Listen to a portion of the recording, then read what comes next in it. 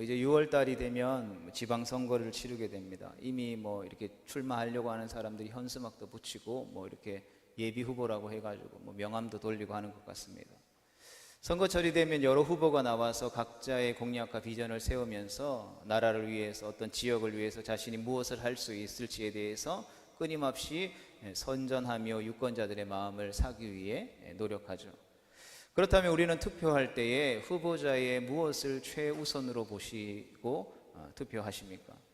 어떤 이들은 그 사람의 성품, 인격이나 도덕성, 됨됨이를 보고 뽑기도 하고, 누군가는 그가 가지고 있는 업무 수행 능력을 가장 중요하게 보죠. 또는 자신이 속한 지역에, 또 자신이 하고 있는 일에 대해서 어떠한 이익을 가져다 줄 수 있는 사람인지를 유심히 보기도 합니다. 그렇다면 하나님이 그분의 나라를 위한 일꾼을 찾으실 때에는 어떤 기준을 가지고 사람을 찾으실까요? 오늘 우리는 신정 국가였던 이스라엘의 새로운 왕으로 다윗이 세워져 가는 과정들을 오늘 본문 말씀을 통해서 함께 살피며, 하나님께서 사람을 택하시고 사용하시는 기준을 통해 하나님과 그분의 나라를 위해 쓰임받는 일꾼 되어지기를 갈망하는 우리 모두가 되어질 수 있게 되기를 주님의 이름으로 축복합니다. 다윗이 왕으로 선택되어져서 사무엘을 통해서 기름 부음을 받았던 배경에는 이스라엘 초대 왕이었던 사울이 하나님 앞에 버림받는 사건이 먼저 일어나게 됩니다. 사무엘상 16장은 하나님이 버리신 사울이 점점 더 추락해가는 모습과 하나님이 택하신 사람이었던 다윗의 모습을 이렇게 교차시켜 보여줌으로써 사울이 역사의 전면에서 사라지고 다윗이 역사의 전면에 나타나 두드러지는 모습을 우리에게 보여주고 있습니다. 그렇다면 우리가 먼저 기억하고 살펴봐야 될 것이 있죠. 그것은 무엇입니까? 하나님께서 왜 사울을 왕으로 세워주셨음에도 불구하고 이 사울을 버리셨느냐입니다. 사울이 왕이 된 지 여러분 2년째 되던 해에 블레셋과의 전쟁이 일어나게 됩니다. 군사들과 백성들은 전쟁으로 인해서 용기를 잃었고 오기로 한 사무엘도 오지 않자 조급해진 사울은 어떠한 우를 범하게 됩니까? 제사장의 일을 스스로 행하는 월권을 저지르게 되죠. 즉, 이 전쟁이 하나님께서 우리에게 승리를 가져다 줄 것이냐, 가져다 주지 않을 것이냐가 이스라엘 백성들이 전쟁을 함에 있어서 가장 첫 번째 궁금했던 사항이었다라는 것이죠. 그리고 이를 묻기 위해서는 사무엘이 약속한 시간에 와서 하나님 앞에 예배함으로 하나님의 뜻을 이스라엘 백성들과 군대들에게 이야기해 주어야 했다라는 것이죠. 그런데 전쟁이 하루가 지나고 이틀이 지나고 약속한 시간이 되어도 사무엘이 오지 않자 백성들과 군인들과 사울 왕은 두려움에 빠지게 됩니다. 그래서 사울은 제사장으로서 해야 될 일을 왕으로서 하게 되는 월권 행위를 저지르게 되었던 것이죠. 뿐만 아니라 사무엘상 14장에 보면 블레셋과의 대치 중인 군사들이 지쳐서 이제 싸울 기력이 없을 때에 숲에서 먹을 수 있는 양식을 발견하게 됩니다. 당장 그 꿀을 먹도록 해야 했습니다. 그러나 사울은 자신의 원수를 갚기 전에는 아무것도 먹어서는 안 된다라는 잘못된 명령을 내리게 되죠. 사무엘상 14장 24절의 말씀을 읽어보겠습니다. 시작. 이날에 이스라엘 백성들이 피곤하였으니 이는 사울이 백성에게 맹세시켜 경계하여 이르기를 저녁 곧 내가 내 원수에게 보복하는 때까지 아무 음식물이든지 먹는 사람은 저주를 받을지어다 하였음이라. 그러므로 모든 백성이 음식물을 맛보지 못하고. 아멘. 이 말씀은 사울의 자존심에서 나온 분별력 없는 행동이었습니다. 이로 인해 허기진 군사들은 결국 하나님이 율법에서 금하신 고기를 먹게 되는 불경한 행동을 저지르게 되죠. 뒤이어 15장에 가서는 하나님을 대적했던 대표적인 민족인 아말렉을 공격해서 하나님께서 다 진멸하라고 명령을 내리시게 됩니다. 그런데 사울은 살진 소와 양을 남겨두었습니다. 사울이 있는 곳에 사무엘이 등장했을 때에 지금 들리는 양과 소 울음소리는 무엇이냐라고 물었습니다. 그는 하나님께 제사 드리기 위해 남겨둔 것이다라는 거짓 궤변을 늘어놓게 되죠. 사무엘상 15장 14절에서 15절의 말씀을 같이 읽어보겠습니다. 시작. 사무엘이 이르되 그러면 내게 들려오는 이 양의 소리와 내게 들리는 소의 소리는 어찌 됨이니까 하니라. 사울이 이르되 그것은 무리가 아말렉 사람에게서 끌어온 것인데 백성이 당신의 하나님 여호와께 제사하려 하여 양들과 소들 중에서 가장 좋은 것을 남김이요 그 외의 것은 우리가 진멸하였느니다 하는지라. 아멘. 성도 여러분, 하나님의 선택하심 기름 부으심으로 이스라엘 신정국가의 왕이 된 사울은 자신의 권한 밖에 있는 일을 하는 데 주저하지 않았고 하나님의 말씀에 불순종했으며 이를 감추기 위해 변명에 변명을 거듭하게 됩니다. 자신의 자존심과 체면을 세우려 했던 것이죠. 사울은 백성들의 행복에는 관심이 없었고 자기 자신밖에는 몰랐습니다. 그럼에도 불구하고 하나님은 사울을 완전히 버리시지는 않았습니다. 그를 왕으로 버리셨다라고 해서 한 영혼으로 존재하는 사울을 버리신 것은 아니었다라는 것이죠. 사울 역시 사랑하셨기 때문에 왕 위에서 내려오도록 하신 것입니다. 그러나 하나님은 그를 곧장 폐위시키지 않으시고 일정 기간 동안 왕위에 두셨습니다. 성도 여러분, 여기에 우리는 영적인 원리가 있다는 것을 발견할 수 있습니다. 하나님이 우리를 비밀리에 버려두신다라는 것입니다. 여러분, 하나님이 우리를 버리셨다라는 결과는 한참 후에야 나타나죠. 당장 드러나지 않습니다. 왜 그렇습니까? 하나님께서 기회를 주는 것이기 때문이죠. 여러분, 눈에 보이는 우리의 상황과 하나님의 마음은 다를 수 있다는 것이죠. 우리가 하나님 앞에 범죄했다고 해서 당장 그 범죄로 인한 결과가 우리에게 나타나지 않을 수도 있다는 것이죠. 왜 그렇습니까? 하나님께서는 그러한 죄를 범한, 하나님이 기뻐하시지 않는 말과 생각과 행동을 한 우리의 삶을 돌이키기를 원하시기 때문이다라는 것이죠. 하나님은 서두르지 않고 모든 상황을 통해서 그분의 뜻과 목적을 이루어 가신다라는 것을 보게 됩니다. 사울은 자신이 하나님이 허락하지 않는 왕으로서의 월권 행위와 하나님이 기뻐하시는 왕으로서의 선정을 베풀지 않았음에도 불구하고 지금 당장 자신에게 아무 일도 일어나지 않았기 때문에 하나님께서 자신을 버렸다라는 사실들을 꿈에도 몰랐다라는 것입니다. 하나님은 이런 사울을 통해서 다윗을 훈련시키고 계셨습니다. 여러분, 다윗이 기름 부음을 받고 왕이 되어가는 과정의 교육을 담당한 교사는 훌륭한 왕이 아니라 어떠한 왕이었습니까? 하나님께 버림받은 잘못된 왕이었다라는 것이죠. 사자성어에 타산지석이라는 말이 있습니다. 다윗은 사울을 가까이서 지켜보면서 내가 왕이 되었을 때에는 저렇게 하면 안 된다라는 것을 철저하게 배웠을 것이다라는 것이죠. 성도들은 마찬가지로 때때로 우리가 부르신 삶의 자리에서 살아갈 때에 혹 우리가 가진 그 어떤 것을 우리의 삶 가운데 잃어버리게 될 때가 있는 것을 경험합니다. 그럴 때 우리는 하나님께서 우리를 버리신 것이 아니라 잃어버리고 어그러진 우리의 진정한 모습을 되찾게 하시려는 하나님의 은혜의 방편이라는 것을 우리는 깨달을 수 있어야 하는 것이죠. 그리고 그 목적을 위해서라면 하나님은 어떠한 것도 잃게 하실 수 있는 분이시다라는 것입니다. 우리를 진정으로 사랑하시기 때문에 우리의 삶에 고난과 시련을 주시는 것이죠. 하나님이 우리를 풀무불에 넣으시고 대장장이의 망치를 통해서 우리를 단련하시는 이유가 무엇입니까? 우리는 그 하나님의 풀무불에 들어가서 그리고 대장장이의 쇠망치를 통해서 두들겨 맞을 때에 하나님이 나를 버리셨나, 하나님이 나를 사랑하지 않으시는구나 라고 생각하고 착각할 수 있지만 하나님은 그 풀무불과 대장장이의 망치질을 통하여서 우리를 어떻게 합니까? 정금과 같이 나올 수 있는 길을 열어주시고 계시다라는 것을 우리는 깨달을 수 있어야 하는 것입니다. 사울도 진정으로 하나님께서 사랑하셨기 때문에 어떻게 하신 것입니까? 버리신 것입니다. 그리고 그 버림받는 것을 통하여서 다시금 하나님께 돌아올 수 있는, 돌이킬 수 있는, 회개할 수 있는, 내가 하나님의 곁을 떠났구나라는 것을 깨닫고 돌이킬 수 있는 기회를 주셨다라는 것이죠. 즉 하나님은 너가 잘못했으니까 회개하고 돌이키라라고 말씀하고 계시다라는 것입니다.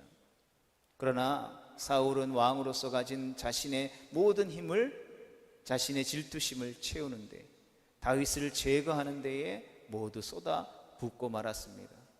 그 사이에 백성들은 피폐해졌습니다. 하지만 사울이 처음부터 그런 것은 아니었습니다.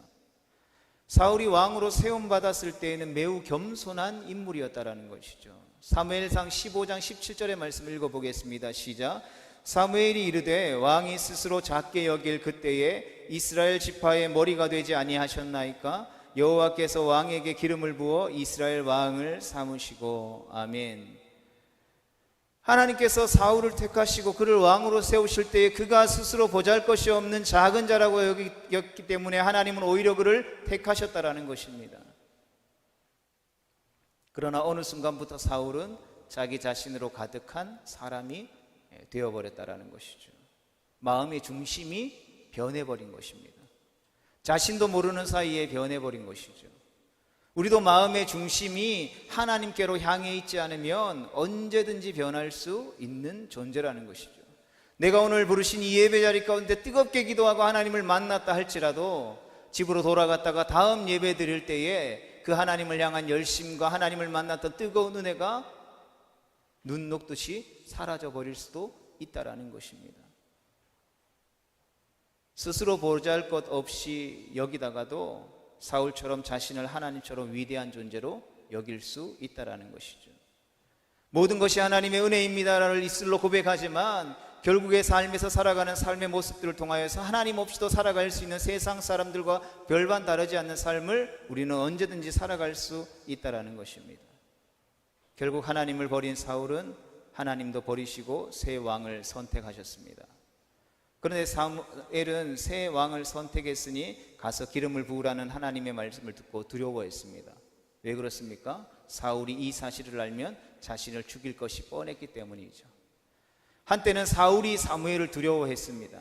그런데 이제는 상황이 뒤바뀌었습니다. 사울이 얼마나 포악하고 잔인하며 자신의 욕심과 질투심에 눈이 멀어 있는지를 알 수 있는 것이죠. 두려움에 떨고 있는 사무엘에게 하나님은 베들레헴으로 가되 기름 붓는 것을 밝히지 말고 하나님 앞에 제사, 즉 예배드리러 가라는 지혜를 주셨습니다. 다윗과 사무엘을 보호하시기 위한 하나님의 방법이었던 것이죠. 만약 다윗이 베들레헴에서 기름을 받았다라는 사실들이 알려지면 그의 목숨이 보존될 수 있었겠습니까? 당장 사울이 찾아서 그를 죽였을 것입니다. 다윗에게는 준비의 시간이 필요했기 때문에 하나님은 사울 모르게 일을 진행하신 것이죠. 하나님은 사무엘을 이새의 집으로 보내어 왕 될 자에게 기름을 부으라고 말씀하셨습니다. 이에 사무엘은 베들레헴으로 가서 이새의 모든 가족들을 불러 모았습니다. 이새의 아들들이 모였을 때에 사무엘은 장남 엘리압을 보며 이 사람이다 라고 생각했습니다. 본문 6절의 말씀입니다. 그들이 오매 사무엘이 엘리압을 보고 마음에 이르기를 여호와의 기름 부으실 자가 과연 주님 앞에 있도다 하였더니. 아멘. 여러분, 하나님 앞에 쓰임받는 성령으로 충만했던 사무엘도 지금 하나님의 뜻을 온전히 발견하지 못했습니다. 하나님께서 사무엘에게 직접 뭐라고 말합니까? 너의 생각과 너의 마음과 너의 선택이 틀렸다라고 말씀하시죠. 그리고 이어진 7절에서 이렇게 말씀하십니다. 여호와께서 사무엘에게 이르시되 그의 용모와 키를 보지 말라. 내가 이미 그를 버렸노라. 내가 보는 것은 사람과 같지 아니하니 사람은 외모를 보거니와 나 여호와는 중심을 보느니라 하시더라. 아멘.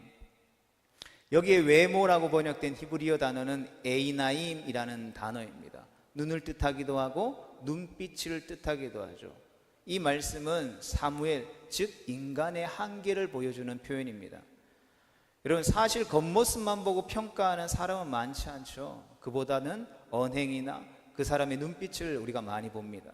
특히 눈빛을 보면 우리가 눈빛이 초롱초롱하다라는 말을 많이 하잖아요. 표현을 하잖아요. 그 사람의 됨됨이와 생각이 그 눈빛에 드러나는 것이죠. 눈빛에 초점이 없는 사람이 있습니다. 그 사람은 인생을 방황하고 있는 경우가 많죠. 눈빛을 보면 그 사람이 얼마나 성실하게, 얼마나 열정을 가지고 얼마나 열심히 사는지가 드러난다라는 것입니다. 어쩌면 사무엘도 엘리압의 눈빛을 유심히 살펴보았을지 모릅니다. 하지만 사람이 다른 누군가를 판단하는 데는 한계가 있죠. 눈빛으로는 그 마음의 중심을 볼 수 없기 때문인 것입니다. 여러분, 괜히 사람들이 살아오면서 그 인생 가운데에 격언을 남기는 것이 아니죠. 그 격언 중에 우리가 잘 알고 있는 격언이 무엇입니까? 10길 물속은 알아도 한 길 사람 속은 모른다라는 말이 있는 것이 괜히 나온 것이 아니라는 것이죠. 엘리압에 이어 아비나답도 삼마도 이세 일곱 아들도 모두 차례차례 사무엘의 앞을 지나갔지만 하나님이 택하신 자는 그곳에 있지 않았습니다. 사무엘이 이새에게 이렇게 묻죠. 11절의 말씀입니다. 또 사무엘이 이새에게 이르되 내 아들들이 다 여기 있느냐? 이새가 이르되 아직 막내가 남았는데 그는 양을 지키나이다. 사무엘이 이새에게 이르되 사람을 보내어 그를 데려오라. 그가 여기 오기까지는 우리가 식사 자리에 앉지 아니하겠노라. 아멘. 여러분, 이 본문의 말씀이 우리에게 말해주고 있는 것이 무엇입니까? 이새에게 있어서 막내 아들 다윗은 안중에도 없었다라는 것입니다. 우리가 생각하는 너무 귀여운 막내의 모습이 아닌 것이죠. 여기서 막내라는 히브리어 하가톤이라는 단어는 보잘것없는 존재, 우리 집안에서 신경 쓰지 않아도 되는 존재라는 의미가 담겨져 있는 표현입니다. 즉 이스라엘 사회 고대 근동지방에서는 장남을 중심으로 하는 사회였기 때문에 이새는 말제였던 다윗을 어떻게 여긴 것입니까? 하찮게 여겼다라는 것이죠. 사무엘도 이새도 사람의 겉모습을 보고 평가했던 것입니다. 그런 다윗은 홀로 양을 치며 베들레헴 광야에서 아버지가 시킨 일에 순종하고 있었습니다. 여러분, 양을 치는 일이 단조롭고 아무것도 아닌 것 같은 일을 그가 꾸준히 해내면서 그의 영혼은 늘 누구를 향해 있었습니까? 하나님을 향해 있었습니다. 다윗에게 있어서 자연은 교사였고 양들은 그의 친구였습니다. 가족조차 신경 쓸 필요 없는 존재로 여겨졌던 그를 하나님께서 왕으로 택하셨다라는 것이죠. 여러분, 가정은 매우 중요합니다. 그러나 가족에게 인정받지 못했다라고 해서 하나님이 그를 사용하시지 않는 것은 또한 아니라는 것을 우리는 여기서 발견할 수 있는 것이죠. 하나님은 오히려 가족에게 소외받고 주목받지 못한 다윗을 택하셔서 어떤 일을 행하십니까? 위대한 다윗 왕국을 세우게 하셨다라는 것이죠. 하나님은 다윗에게 기름을 부으신 뒤에 곧장 왕으로 세우지 않으셨습니다. 다윗이 왕으로 세워지기까지는 약 15년의 시간이 필요했습니다. 그 기간 동안 다윗은 좋은 시설에서 좋은 교사에게 교육을 받은 것이 아니었습니다. 다윗은 왕으로 기름 부음 받고 나서 어디에 있었습니까? 광야에 있었습니다. 사울의 위협을 피해서 숲풀이라는 숲풀은 모조리 다 쫓아다녔습니다. 여러분, 어떤 이스라엘 왕이 광야의 모든 동굴과 숲풀들을 다녀보았겠습니까? 그러다가 아둘람이라는 동굴에서 이스라엘 나라에 억울하고 누명 쓰고 국가로부터 버림받는 사람들이 하나 둘씩 몰려들기 시작하죠. 그리고 아둘람 공동체의 일원이었던 400여 명은 다윗 왕국의 중요한 리더들이 이후에 되었습니다. 하나님은 그 시대에 버림받았던 사람들을 모아서 다윗과 함께 공동체를 이루게 하시고 다윗을 왕으로 세우는 밑거름이 되게 하셨다라는 것이죠. 다윗이 이 왕으로 준비되어지는 시간 동안 받았던 고통과 시험은 마치 예수님이 공생애를 시작하시면서 기름 부음 받으신 후에 승천하실 때까지 수많은 시험과 고난을 받으신 모습과 흡사하다라고 할 수 있습니다. 성대로 마찬가지로 우리가 예수님을 믿으면 우리의 인생이 드라마틱하게 변화를 겪는 것이 아닙니다. 우리가 예수님을 믿고 믿음으로 살게 되면 고난이 찾아올 수 있다는 것이죠. 그리고 그 고난과 시련을 당할 때 비로소 우리는 우리의 마음의 중심이 어디 있는지, 우리가 예수를 잘 믿고 있는지, 바르게 믿고 있는지, 옳게 믿고 있는지, 우리의 마음의 중심이 어디를 향해 있는지를 깨달을 수 있게 되어지는 것입니다. 여러분, 평안한 환경 속에서는 그 사람이 실력이 있는지, 그 사람이 믿음이 있는지 알 수 없죠. 절대 깨달을 수 없습니다. 이런 리더십이라고 하는 것, 능력이라고 하는 것은 언제 드러나는 것입니까? 위기의 상황 속에서, 어려움의 상황에 처해 있을 때에 드러나게 되는 것이죠. 그러므로 고난 속에서 마음의 중심을 확인하고 다윗처럼 하나님의 중심에 살 수 있게 되기를 우리는 늘 기도해야 할 것입니다. 다윗이 막내로 집안의 인정을 받지 못한 것도, 목동이를 하게 된 것도 모두가 다 하나님이 그의 인생을 사용하시기 위한 준비의 과정이었다라는 것을 우리는 말씀의 결론을 통해서 알 수 있습니다. 그는 자신의 형편에 대해서 낙담하거나 불평하기보다는 그 시간에 최선을 다해 살았다라는 것이죠. 왜 나한테 이런 일밖에 맡기지 않으실까? 왜 아버지는 형들만 사랑할까? 하며 불평하고 자신을 내버려 두고 내팽개친 것이 아니라, 그럼에도 불구하고 아버지가 자신에게 맡기신 일이 무엇이든지 사람들이 바라보고 주목하고 알아주든지 아니든지 그는 주어진 삶에 최선을 다했다라는 것이죠. 그리고 하나님은 바로 이런 다윗의 마음의 중심을 보시고 그를 선택하신 것이 아니다라는 것입니다. 로마서 8장 27절에서 이렇게 표현하고 있습니다. 같이 봅니다. 마음을 살피시는 이가 성령의 생각을 아시나니 이는 성령이 하나님의 뜻대로 성도를 위하여 간구하심이라. 아멘. 하나님은 어떤 분이십니까? 우리의 마음을 살피시는 분이시다라는 것이죠. 그리고 그 하나님께서 다윗의 마음을 살피셨고 그의 마음을 아셨다라는 것입니다. 그래서 사도행전 13장 22절의 말씀을 보면 이렇게 기록하고 있습니다. 내가 이새의 아들 다윗을 만나니 내 마음에 맞는 사람이라 내 뜻을 다 이루리라. 아멘. 다윗은 중심을 보시는 하나님의 마음에 꼭 맞는 사람이었습니다. 그래서 다윗을 하나님께서는 왕으로 세우시고 그를 통해서 하나님의 뜻을 다 이루셨다라는 것이죠. 그렇다면 우리는 여기서 한 가지 확인할 것이 있습니다. 다윗은 과연 어떤 사람이었길래 이토록 성경이 하나님 마음에 맞는 인물이라고 이야기하셨을까요? 여러분, 다윗의 인생의 전체를 놓고 보면 그 중심에는 충성심이 가득했습니다. 그가 아무도, 집안의 가족들도 보잘것없이 관심 가지지 않으면서 광야에서 홀로 양을 칠 때에도, 역사의 전면에 드러나게 한 블레셋과의 전투, 그 골리앗과 싸울 때도, 나라를 위해, 이 다윗 왕국의 확장을 위해서, 하나님의 나라의 확장을 위해서 전쟁할 때도 그는 목숨 걸고 하나님의 나라에 충성했다라는 것이죠. 또한 그 중심에는 순종함이 있었습니다. 사울처럼 변명하거나 상황에 따라서 행하지 않고 하나님의 말씀에 절대적으로 순종했습니다. 뿐만 아니라 그에게는 정직함이 있었습니다. 자신의 잘못을 회개할 줄 알았습니다. 다윗이 죄가 없었던 것이 아닙니다. 다윗이 의로운 사람이었기 때문에 하나님이 내 마음에 합한 사람이었다라고 말한 것이 아니라는 것이죠. 그도 우리와 같은 성정을 가진 사람이었고 넘어질 수밖에 없는 죄인이었지만, 하나님의 말씀을 통하여서 그의 죄를 지목할 때에, 주목할 때에 그는 변명하지 않고 핑계대지 않고 자신의 잘못을 하나님 앞에 가지고 나아가 회개할 줄 알았다라는 것입니다.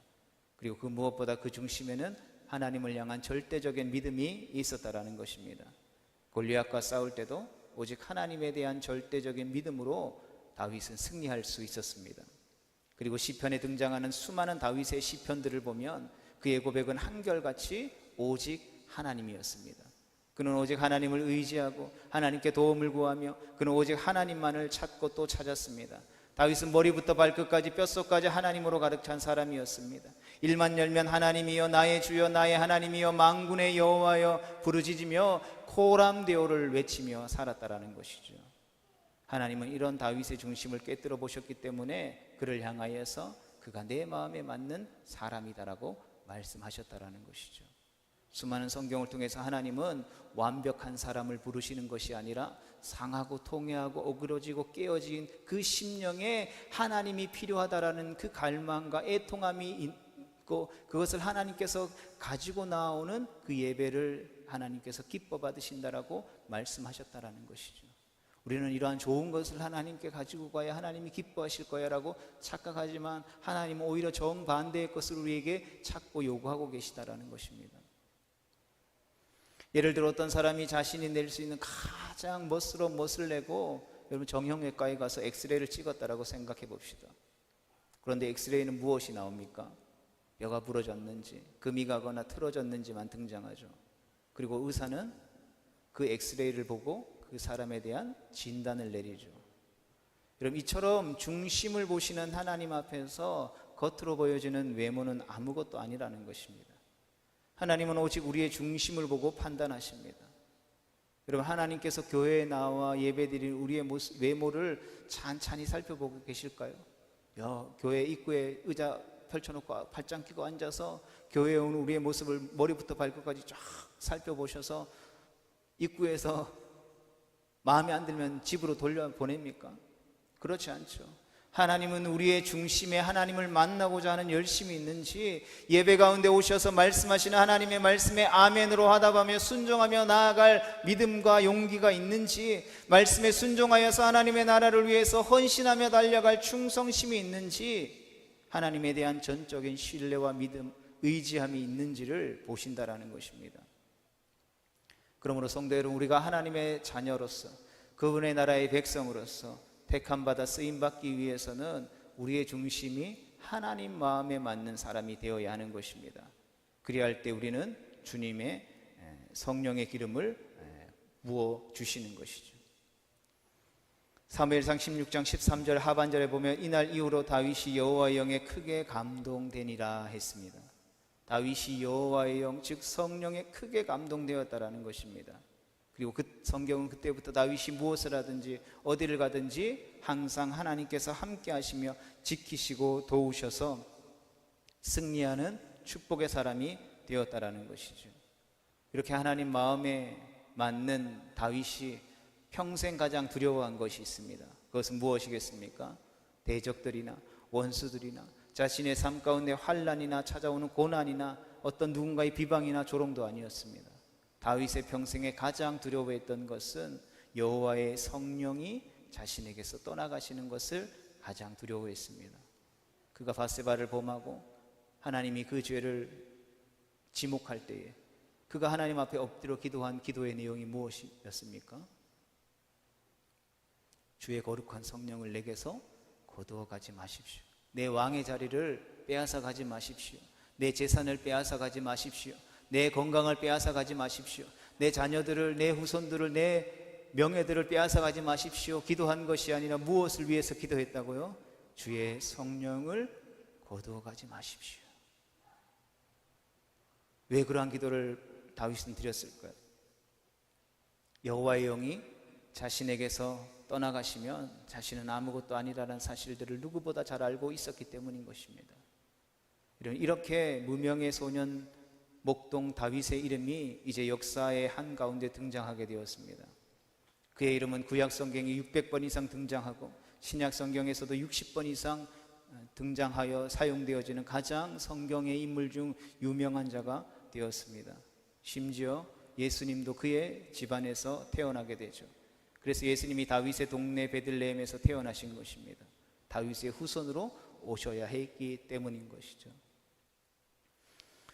성도 여러분, 지금 우리가 하는 모든 일에는 반드시 의미가 있습니다.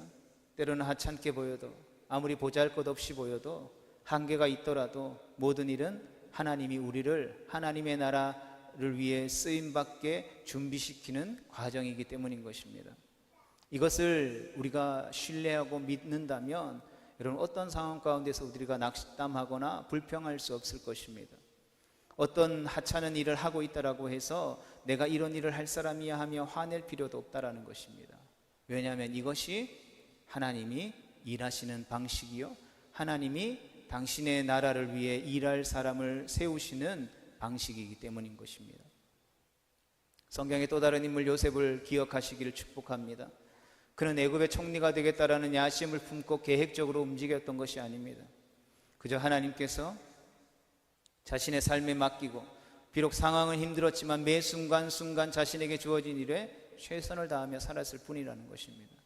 그가 채색 옷을 입고 아버지 집에 있을 때도 그러했고 노예로 팔려 보디발의 집에서 그의 업무를 볼 때도 마찬가지였으며 그가 감옥에 들어가서 그 감옥에 있는 일을 맡을 때도 동일했다라는 것이죠.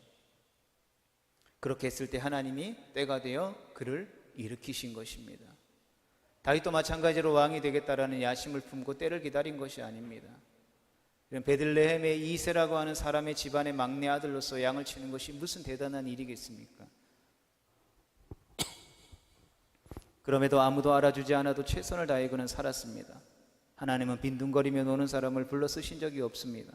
매 순간 하나님께 자신을 맡기고 순종하며 내게 주어진 일이 아무리 작을지라도 최선을 다해 살아가는 하나님의 백성들을 지켜보시다가 하나님의 때가 되면 그를 들어 역사의 전면에 세우시고 그를 들어 사용하시는 것입니다. 그러하게 성도 여러분, 우리도 다윗처럼, 우리도 요셉처럼 우리의 중심을 보시는 하나님의 마음에 합한 사람이 되어서 하나님의 나라 역사 가운데에 쓰임받는 은혜와 축복의 사람들이 되어질 수 있게 되기를 주님의 이름으로 축복합니다.